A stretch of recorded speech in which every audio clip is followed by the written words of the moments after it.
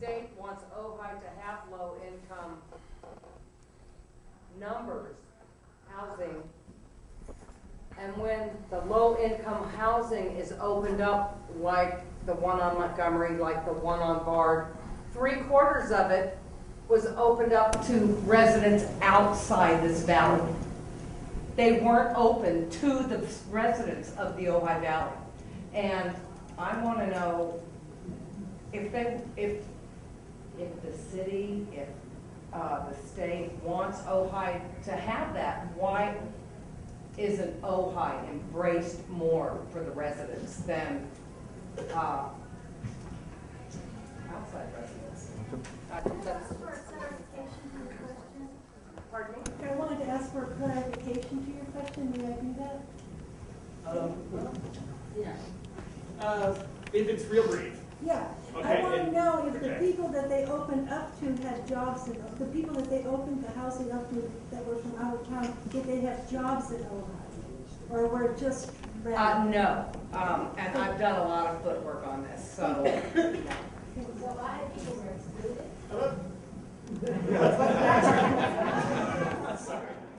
I don't know how in the past they've addressed filling the vacancies in low-income housing. What I can say in response to your question, however, is that the problem you present, which is state mandate, and how come they don't embrace Ojai? They could care less about Ojai in Sacramento. They may not even know that Ojai exists in Sacramento. And one of the things that I've talked about in terms of the housing mandate, and it would be related to this, is getting together with other small cities. I mean, we're not the only small city in Ventura County, let alone in California, that has been put upon by the state in terms of particularly housing. The absurdity of the numbers that they toss at us is beyond comprehension. I mean, it's patently absurd. And one way to address that is lobbying. You know, I mean, Ojai alone is not going to be heard. But Ojai in conjunction with Fillmore and Santa Paula and Piru and Moore Park, maybe we can be heard. Certainly by our state representatives who represent the entire district.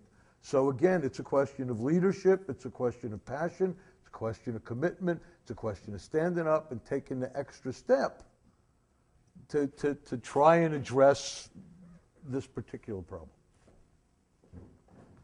As I recall, the last time that I was involved in the low-income housing when I was on the Planning Commission, there was preferential treatment given to citizens of Ojai that were looking for it. At least that was the plan. And getting to that plan, you know, we've used Cabrillo on several occasions for these low-income housing units. And I don't know why we seem to be married to them. I think there's other people out there that we should be looking at as well. But I do know that that was the intent.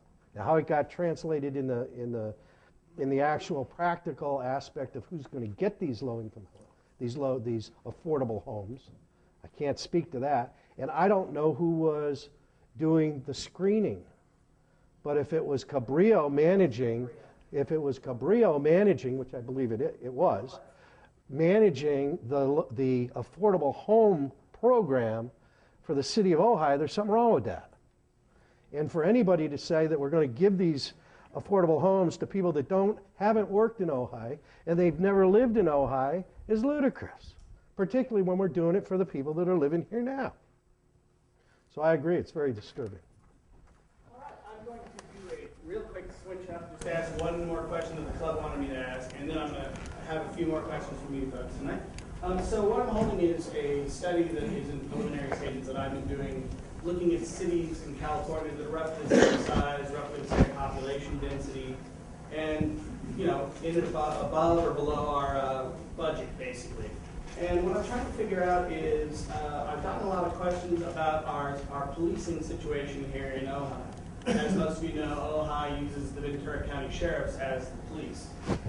So what I'm trying to figure out is, would you gentlemen be interested at all in looking into having Ojai have its own police force with police officers that maybe live here and don't rotate out from the rest of the county, and might know people in the streets, things like that. What this shows, and you guys can get it later if you like, or I can hand them out, is that there's only 3 cities in this list of about 16 cities that I have that use a sheriff as their local police. And of those 3 cities, we're by far the highest per capita cost. We spend nearly $3 million a year on our policing. And I'm wondering, can we also do that and have our own police force? Okay. And I think the reason why we're so high per capita is because we have a police force that doesn't just patrol in our city, patrols throughout the county. And we're responsible for the Upper Valley and Miners Oaks and that. So I think that's part of the reason why we're so high, because the per capita, I don't believe, the numbers don't get lumped into the overall valley. It's only for the city of Ojai. Right. Again, this goes back to running the city like a business. If it makes business sense to have our own police force, then we ought to have our own police force. If it makes business sense to have a city attorney that's going to be employed by the city rather than having a subcontractor, we do that. You look at everything from the standpoint of how it makes sense to run this city, knowing that we're responsible for the tax dollars that everybody pays, and we're stewards of those tax dollars. So absolutely, if it makes sense to us, and it makes dollar sense as well as economic sense as well as management to be able to do that, why the city wouldn't have its own police force is beyond me. We're not married to the Ventura County Sheriff.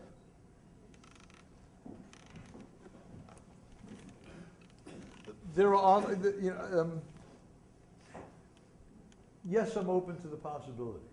And I know there was a study done, it's got to be 20 years ago now. So it's every 20 years, whether you need it or not, it's probably a good idea to look at it again to see what the numbers are, how the numbers have changed, how much more are we paying now than we were paying 20 years ago, even factoring in inflation.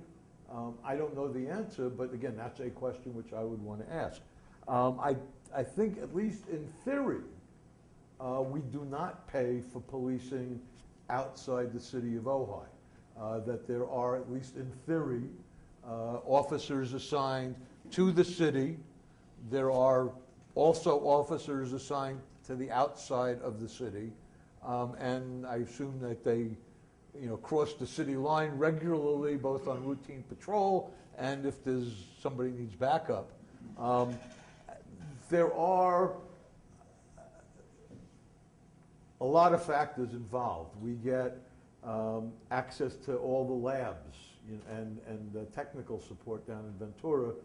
I don't know how much it would cost us if we had to do a test on some piece of evidence. We couldn't afford to have a lab like they've got in Ventura, and if every time we wanted something processed we would be charged, that could start mounting up. So it's not just the cost of officers, it's the cost of the whole thing.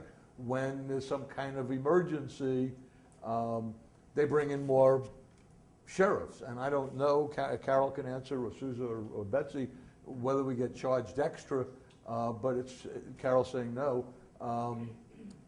That's something else which needs to be factored in. Again, these are all the questions. There are lots of questions which I think need to be answered, and I would be open to looking at it and inviting public participation in asking the questions, because I've thought of some, and I'm sure that you all can think of others.